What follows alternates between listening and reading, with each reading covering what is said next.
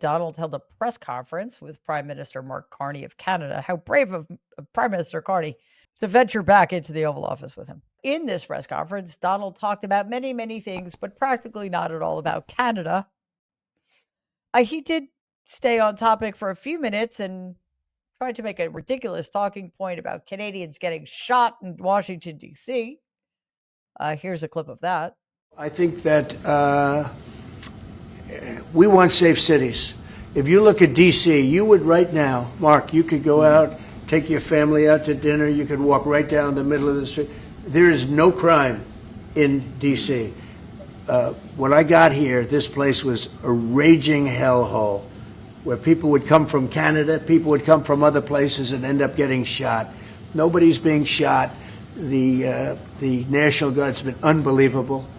I mean, they are strong, tough guys. You know, we won something at the Supreme Court, which is a big deal, merit. Oh, wow. Okay. I don't know what that means. Okay. So if we believe, first of all, just there is a crime going on in DC and it's in the Oval Office. What has he done to that room? My word. I also found Carney's very condescending head nodding interesting. But if Donald is to be believed, from 2017 to January 2021, except for the insurrection he incited against his own government, DC was just a paradise, a crime-free paradise. But then, I mean, I think we could date it from January 6th. There was a lot of crime going on that day. From January 2021 to January 2025, DC had descended into a murderous hellhole, the likes of which we'd never seen before. And now it is once again paradise. That's just extraordinary. But other than the fact that Canadians are no longer being gunned down in the mean streets of DC because Donald, he really had nothing else to say about Canada. He did have a lot to say about the government shutdown.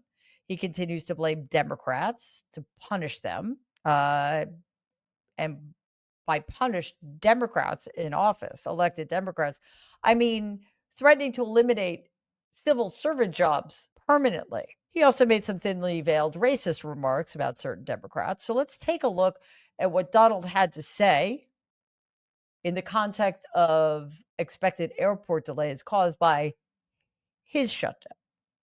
Are you concerned about the delays at airports, and how do you see the shutdown moving? Oh, sure. I mean, they're all Democrat delays. There are delays at the airport. That's standard. And again, this is something that every day we put forth a bill.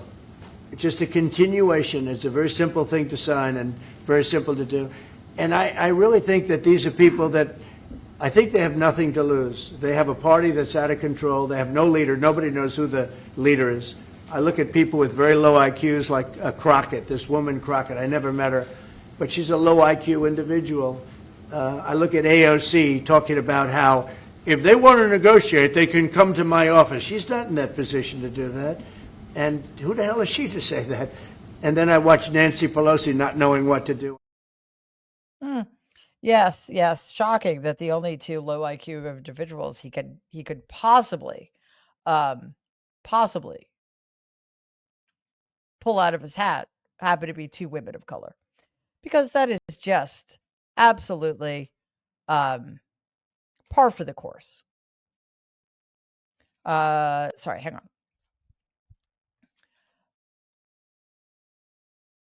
It is basically his only move at this point to blame Democrats, to blame Black women and other women of color for his failures.